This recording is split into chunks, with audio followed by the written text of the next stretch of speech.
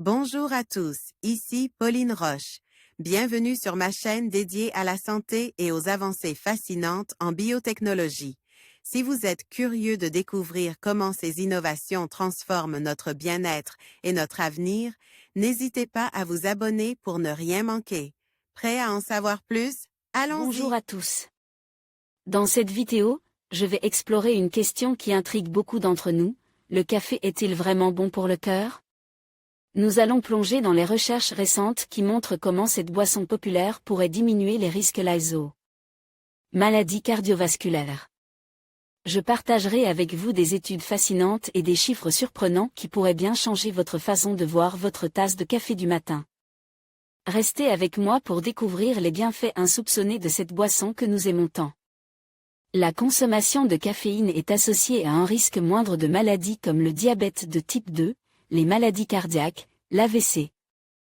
Mais le mécanisme moléculaire était jusqu'à présent peu clair.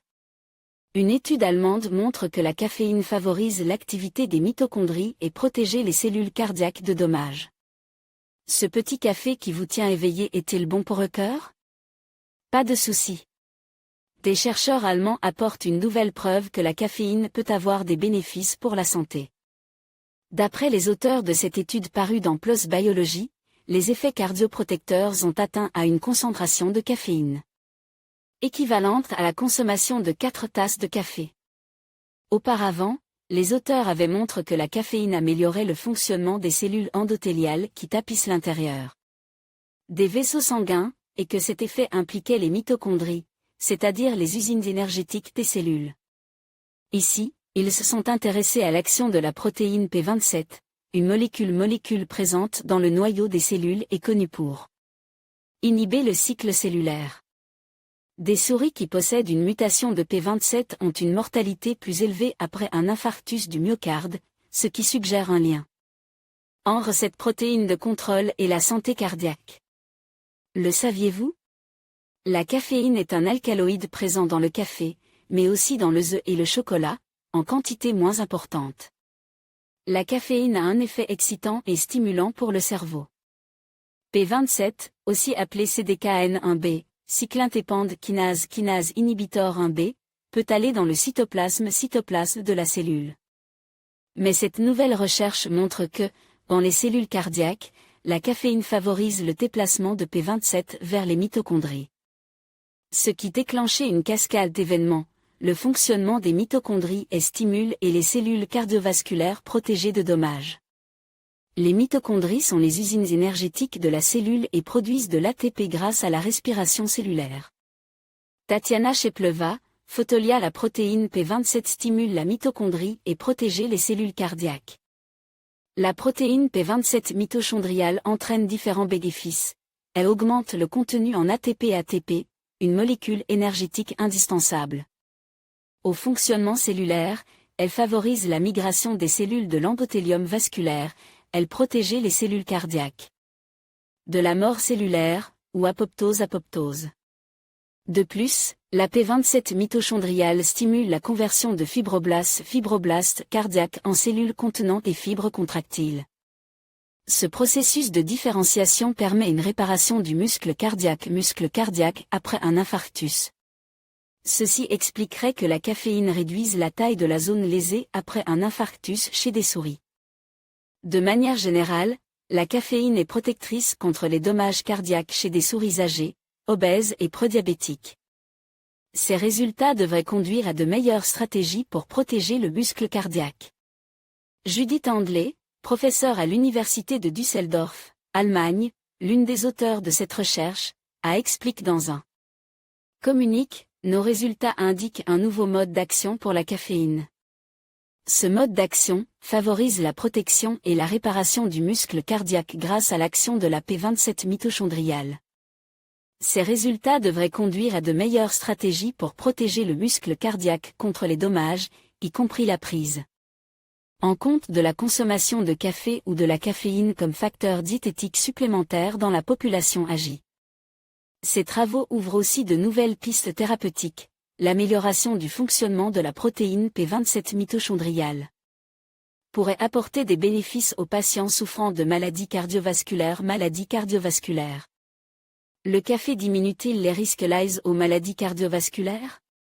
Article extrait du BE États-Unis numéro 73, Ambassade de France aux États-Unis publie le 13 avril 2007. Les maladies cardiovasculaires sont d'aujourd'hui la première cause de mortalité dans les pays développés. Ces maladies concernent le cœur, le cerveau et les artères. Une bonne hygiène de vie peut aider à les éviter, en contrôlant le tabagisme, l'excès de cholestérol, le sel, la surcharge pondérale et la sédentarité. En 2004, sur 871 517 personnes atteintes des maladies cardiovasculaires aux États-Unis, 450 000 en sont mortes, dont 325 000 environ ont souffert des accidents subis, soit les infarctus, crise cardiaque. Le facteur majeur des maladies cardiovasculaires est l'hypertension qui est responsable des infarctus et des accidents vasculaires.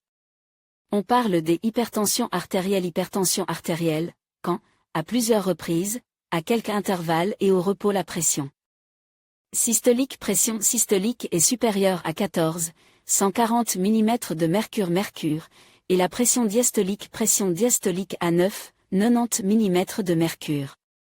Il n'y a pas de traitement miracle, à part la prévention médicamenteuse. Le plus souvent, ces maladies sont favorisées par l'hérédité mais aussi par une alimentation riche en graisses et sel, un excès de poids, un manque d'exercice, le stress et encore le tabagisme. La prévention de ces pathologies commence très jeune, grâce à l'exercice physique et une alimentation saine. D'ailleurs, on prône de plus en plus le régime crétois, à base d'huile d'olive, car dans cette contrée, on relève moins ces maladies. D'après une étude épidémiologique, le café réduirait les risques de mortalité dus à des maladies cardiovasculaires. Une étude menée sur un échantillon de seniors de plus de 65 en buvant régulièrement du café montrerait que ceux-ci risquent moins de mourir de maladies cardiovasculaires que ceux qui en boivent très peu ou pas du tout. Le café est riche en antioxydants et cela diminuerait les risques des inflammations coronariennes. Bien entendu, ces personnes ne doivent pas souffrir d'hypertension sévère, la caféine n'étant pas recommandée pour ces personnes car elle crée de la tachycardie. D'après les chercheurs de cette étude, le café réduirait les causes de décès de 53%. Par Sophia Gregory, Brice Obadia Andan, et Diadada Nutt, les bulletins électroniques, BE, sont un service ADIT et sont accessibles gratuitement sur www.bulletinsélectronique.com. En conclusion, les recherches montrent que le café peut jouer un rôle bénéfique pour la santé cardiovasculaire. En réduisant les risques de maladies cardiaques, il semble que cette boisson populaire puisse être intégrée dans un mode de vie sain. Cependant, il est essentiel de consommer le café avec modération et de prendre en compte les besoins individuels de chacun. Ainsi, savourer une tasse de café pourrait non seulement être un plaisir, mais aussi un geste pour notre cœur. Merci de nous avoir suivis et à bientôt pour d'autres découvertes sur la santé et le bien-être.